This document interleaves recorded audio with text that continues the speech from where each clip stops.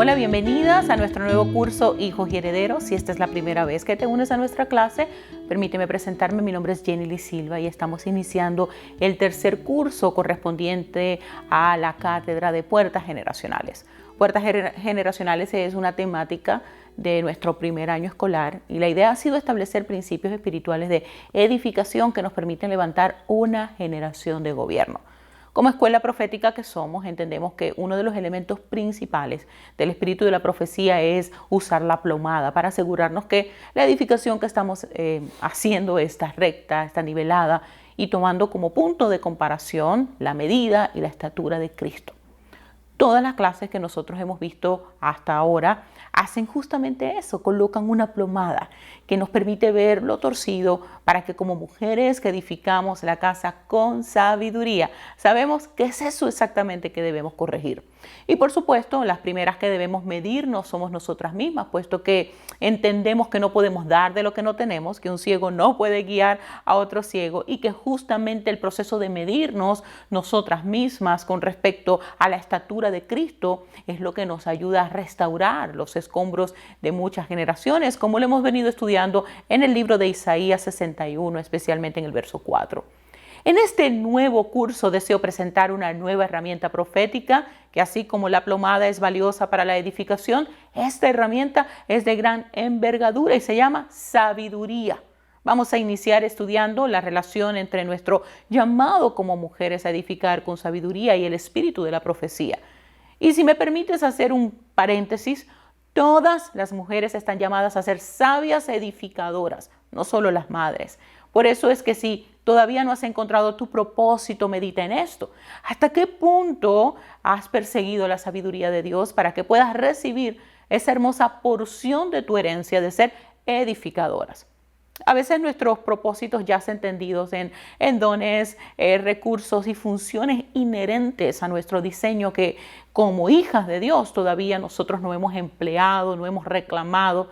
Y mientras nosotros estamos mirando a las nubes, esperando que Dios nos diga con exactitud el plan para nuestras vidas, en vez de estar enfocadas en ser edificadas por medio de su palabra, para que después podamos ser edificadoras de lo que Dios nos llame a construir, comenzando por nuestros destinos. Pero retomemos el punto y veamos la relación entre nuestro llamado como mujeres a edificar con sabiduría y el espíritu de la profecía.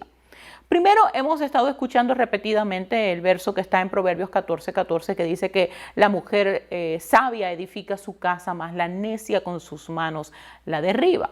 Y como mujeres, Dios desea equiparnos de su sabiduría sobrenatural para que podamos edificar. Desde los tiempos del Antiguo Testamento nosotros vemos cómo Dios le ha asignado a los profetas la labor de edificar. Miremos Jeremías en el capítulo 1, verso 10 dice: mira que te he puesto en este día sobre naciones, sobre reinos, para arrancar, para destruir, para arruinar y para derribar, para edificar y para plantar.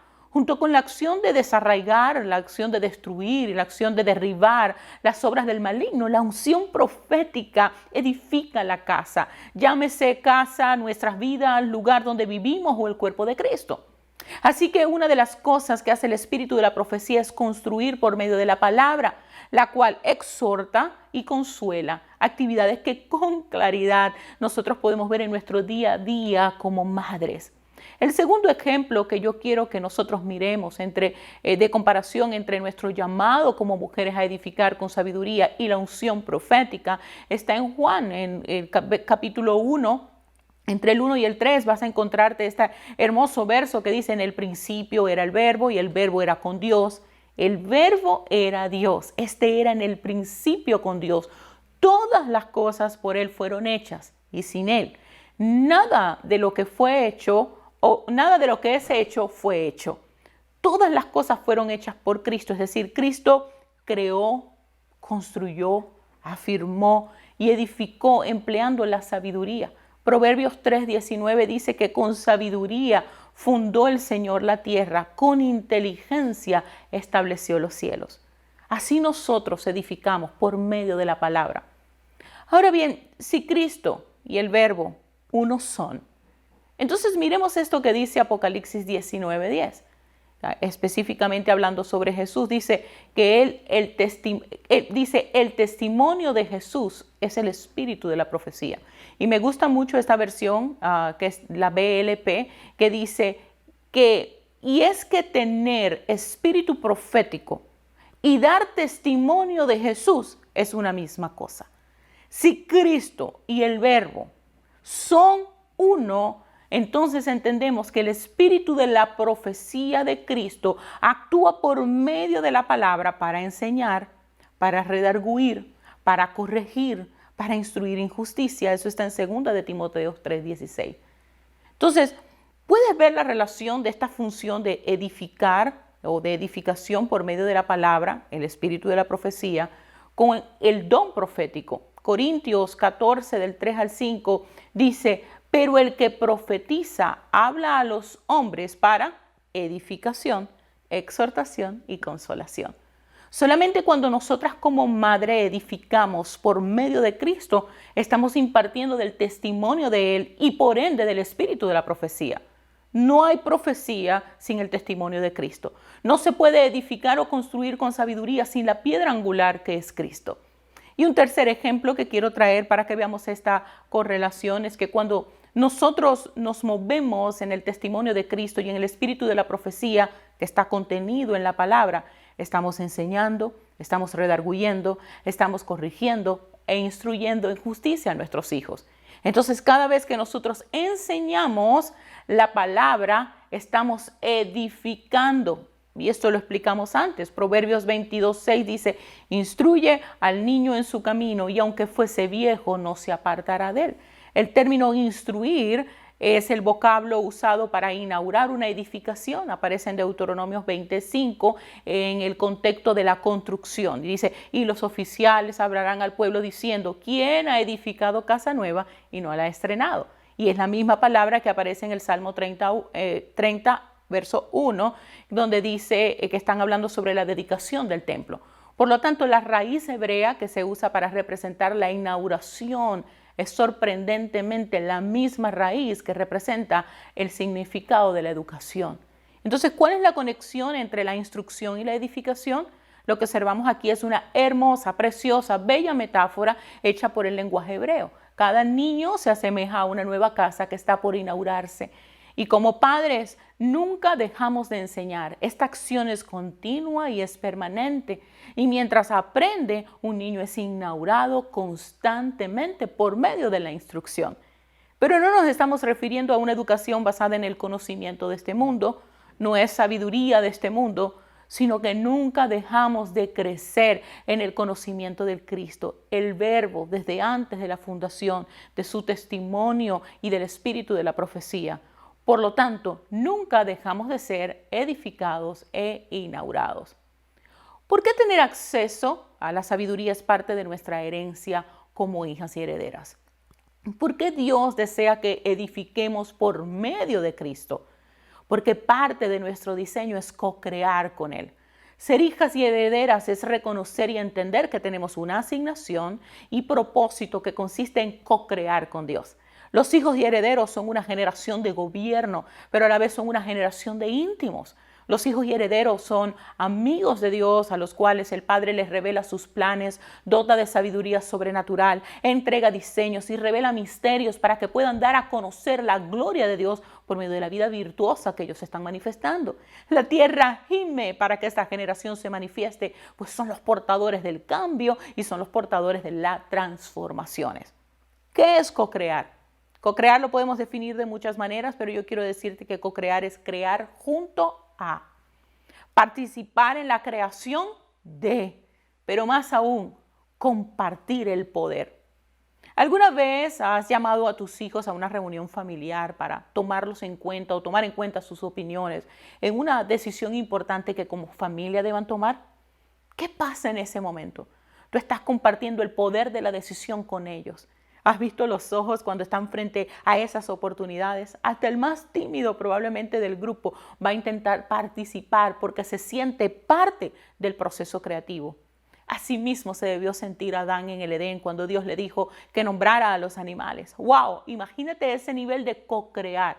Ahora, detente a pensar por un segundo en el hecho de Elohim, Dios creador de los cielos y de la tierra, que haya hecho partícipe a Adán y por medio de él a la humanidad en el proceso creativo. Pues recuerda algo importante, Dios no va a asignar funciones o tareas sin delegar la autoridad para hacerlo. Por eso es que nosotros entendemos lo que significa co-crear y por eso para Dios es tan importante que nosotros entendamos este concepto.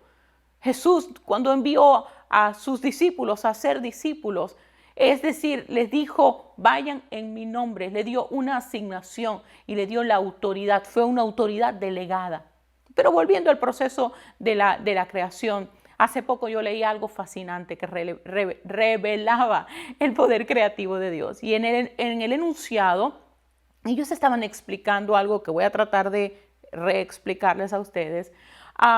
Pero ellos estaban diciendo cómo por muchísimos años ha sido un misterio entender cómo navegan los pájaros y que recientes estudios sugieren que no es un hierro o el hierro que tienen en sus picos que lo que proporciona la brújula magnética, sino que es una proteína que recientemente descubrieron que está en los ojos del ave, lo que les permite ver los campos magnéticos de la Tierra.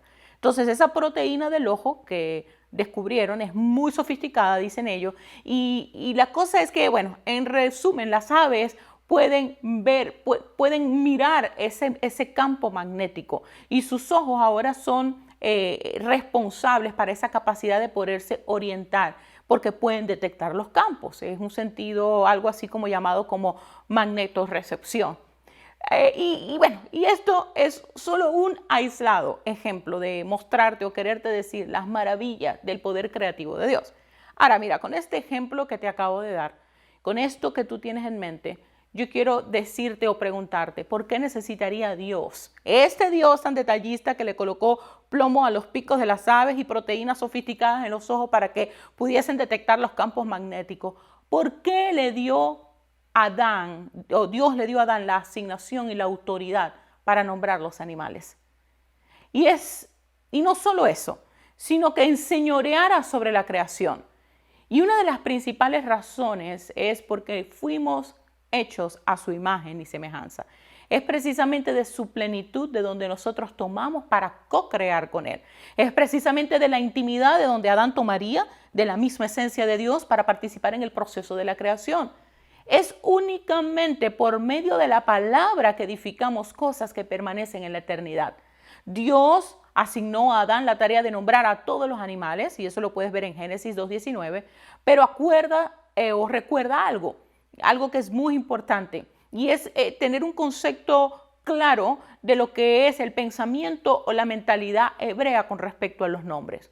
Los nombres tenían un significado mucho más rico en aquellos días porque representaban la naturaleza de algo.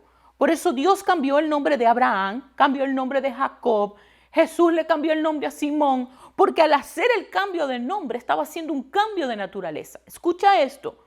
Muchos estudiosos creen que Adán estaba asignando a cada animal su naturaleza, su reino de autoridad y la dimensión de gloria que disfrutarían en el momento en que se le asignaba el nombre a cada animal. En realidad, la tarea de Adán era ayudar a definir la naturaleza del mundo en el que iba a vivir. ¡Wow!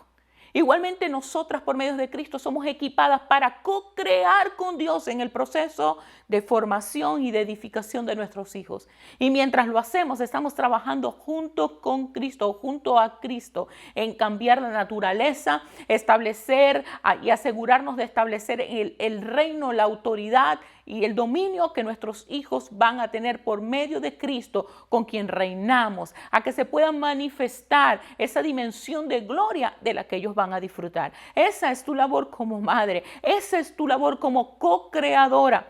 Por eso en ese tiempo Dios está quitando los estigmas y las etiquetas denigrantes asignadas a la labor de ser madre. Es un privilegio ser madre, pues nos expone a un nivel de co-crear con Dios, donde de su naturaleza impartimos.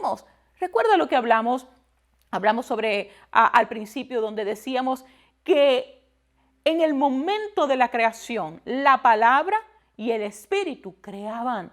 Igualmente tú estás creando cuando usas la palabra y el espíritu en la edificación de tus hijos. Dios nos lleva a estas situaciones de co-crear con Él.